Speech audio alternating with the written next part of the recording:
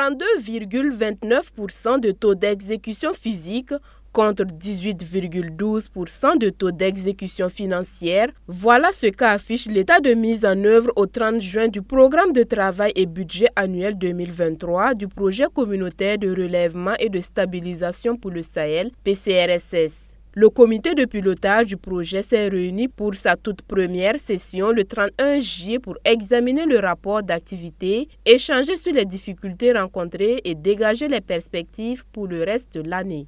La séance de travail a permis aux membres du comité de pilotage d'apprécier les résultats présentés et de faire des recommandations pour une meilleure poursuite des activités. Pour certains, ils diront que ce n'est pas suffisant, mais nous pensons qu'il y a un grand effort qui a été fourni. Nous avons quand même proposé 2 recommandations. La première recommandation porte sur la flexibilité que nous pensons qu'il faille donner au projet. Le projet, s'il doit être toujours encadré dans les localités telles que c'est prévu dans la conception, il va être un peu difficile pour lui de pouvoir, en tout cas, dérouler comme on le souhaite. Deuxième recommandation, c'est les questions de fonctionnement des antennes.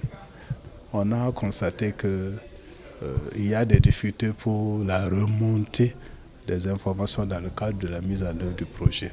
Donc, on a recommandé quand même à ce que le projet prenne les dispositions pour que ces antennes puissent fonctionner normalement. Le PCRSS intervient dans la région de l'Iptako-Gourma, une zone trifrontalière du Sahel et couvre le Niger, le Mali et le Burkina. Il est financé par la Banque mondiale et les gouvernements des 3 pays. Au Burkina Faso, le projet a été mis en vigueur le 23 mai 2022 et a démarré ses activités à partir de fin juillet 2022. D'un coût global de 75 milliards de francs CFA, le projet est conçu pour s'exécuter sur une durée de 5 ans 6 mois. Les performances présentées par le projet ont été atteintes dans un contexte de dégradation de la situation sécuritaire et humanitaire dans les zones d'intervention du projet, que sont les régions du Centre-Nord, du Nord et du Sahel. Et ce sont plus de 2 millions de bénéficiaires qui sont touchés par ce projet. Les bénéficiaires, ce sont les personnes déplacées internes dans ces zones, et également les populations hautes vulnérables.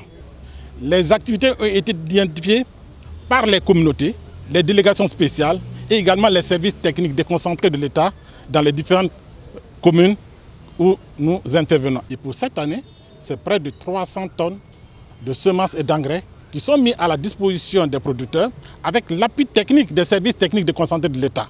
Il y a également des kits AME, c'est-à-dire des articles ménagers essentiels.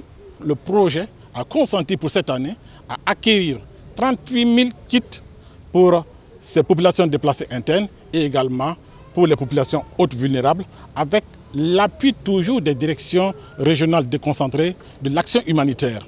Pour une efficacité de ces actions, le projet comprend 5 composantes que sont le relèvement résilient et inclusif des communautés touchées par les conflits, l'appui transitoire à la stabilisation et au développement territorial des communautés, le dialogue régional, coordination et renforcement des données et des capacités, la gestion du projet et enfin la composante d'intervention urgence contingente.